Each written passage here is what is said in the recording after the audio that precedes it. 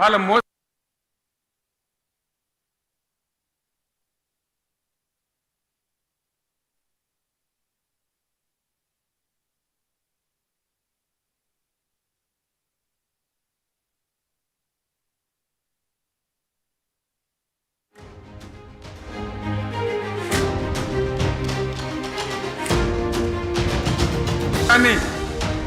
తప్పేయడానికి నేను ఇదే జయశంకర్ పార్లమెంట్లో ప్రతిపక్షాలని కాంగ్రెస్ గొంతు పట్టుకుంటే అప్పుడు దిగివచ్చి తెలంగాణ కోసం ప్రకటన చేసిన విషయం మీకు తెలుసు.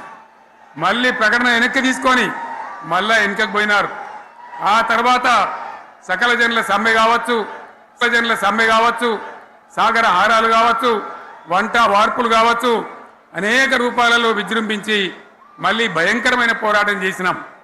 మళ్ళీ 3 ఏళ్ల తర్వాత వాళ్లకు రాజకీయ అవసరం ఏర్పడి ఆనాడు వచ్చి మళ్ళీ తెలంగాణ ఇస్తామని ప్రకటించి వాళ్ళకి ఇష్టం లేకపోయినా తెలంగాణ సృష్టించినటువంటి ఆ సుడిగార్పులుగా తట్టుకోలేమని భయపడి తెలంగాణ ఇచ్చిన విషయం కూడా మీకు తెలుసు.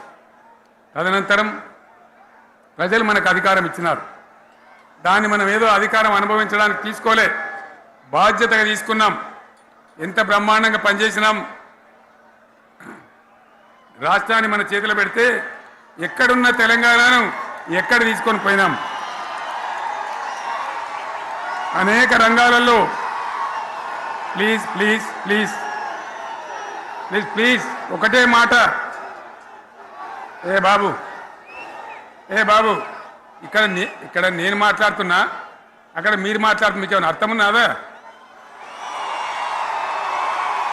ఏది అర్థం కావాలి ప్రజలకు? ఏం పని లేదావా? ఇదేం పద్ధతి? మీరు పార్టీ కార్యకర్తలేనా? సైలెన్స్ ఉండండి. అంతమంది నన్ను లక్షల మంది మీరు 10 మంది ఏందా ఇక్కడ? 10 నిమిషాలు సైలెంట్ ఉండలేరా? చివరిలో బాగా చెప్తాం, స్లోగా అద్భుతంగా దుంకుదాం, స్టేజ్ ఎత్తు దుంకుదాం. మీరు బాధ్యత చూడాల్సింది ఏంటంటే మీరు అరవడం బంద్ చేయండి. ఇంతమంది ఉన్నారు, ఏం సీఎం పని లేదా నీకు? మళ్ళీ అందరు ఇళ్ళకి చేరుకోవద్దా? క్షేమంగా పోవద్దా?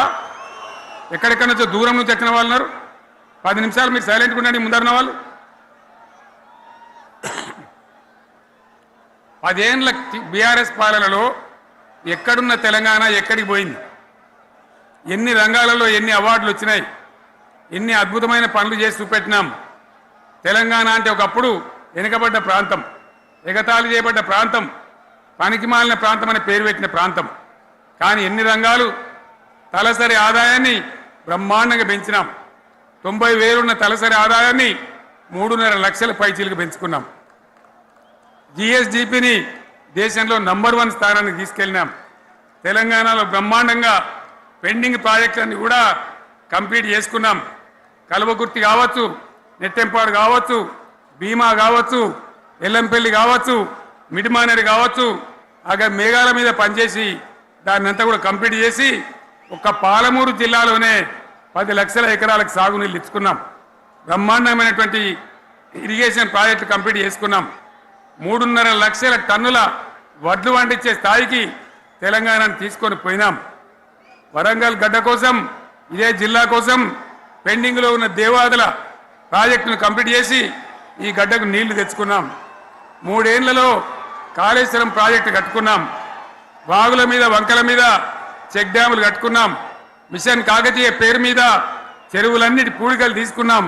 ఒక అద్భుతమైన తెలంగాణను తయారు చేసుకున్నాం. పడావు భూములన్నీ పంట పొలాలుగా మార్చుకున్నాం.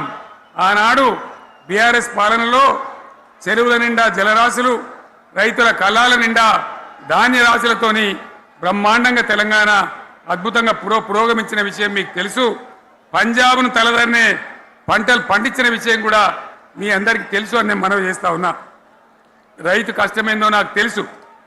నేను స్వయంగా రైతును కాబట్టి రైతాంగాన్ని కడుపులో పెట్టి చూసుకున్నాం. మీ అందరికి ఒక మాట చెప్తా ఉన్నా, ఈ దేశంలో షేర్షా సూరి అని ఒక రాజు ఉండే. ఆయన కాలంలోనే రెవెన్యూ సంస్కరణలు తెచ్చినారు. నేను చెప్పే మాట మంచి వినాలి మీరు.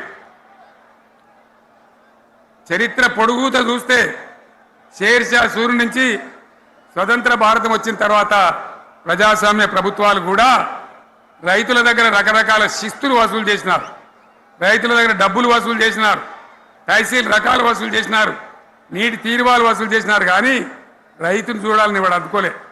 భారతదేశంలోనే ఎక్కడ కూడా లేని స్కీమ్, నన్ను వాళ్ళు అడగలే, ఎలక్షన్లలో చెప్పలే. నాకు నేనుగా ఆలోచించి, ప్రభుత్వమే ఆలోచించి రైతు బంధు పథకాన్ని తెచ్చినాం.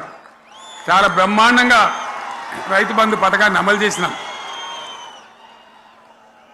రైతాంగానికి ఎటువంటి కరెంట్ ఇచ్చినాం, ఎంత అద్భుతమైన కరెంట్ ఇచ్చినాం. ఆంధ్ర వలసవాద ముఖ్యమంత్రులు ఏం మాటలు మాట్లాడినారు.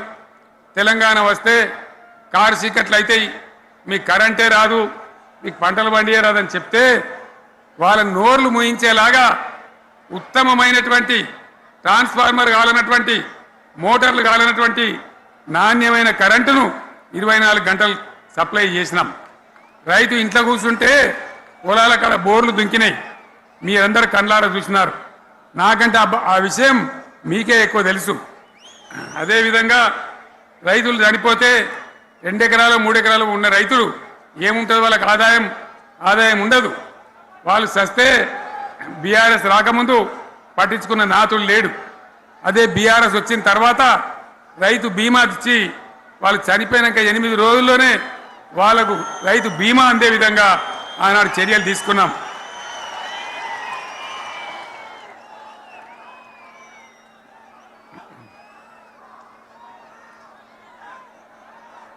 పైసలు ఎంత మంచిగా వచ్చేది.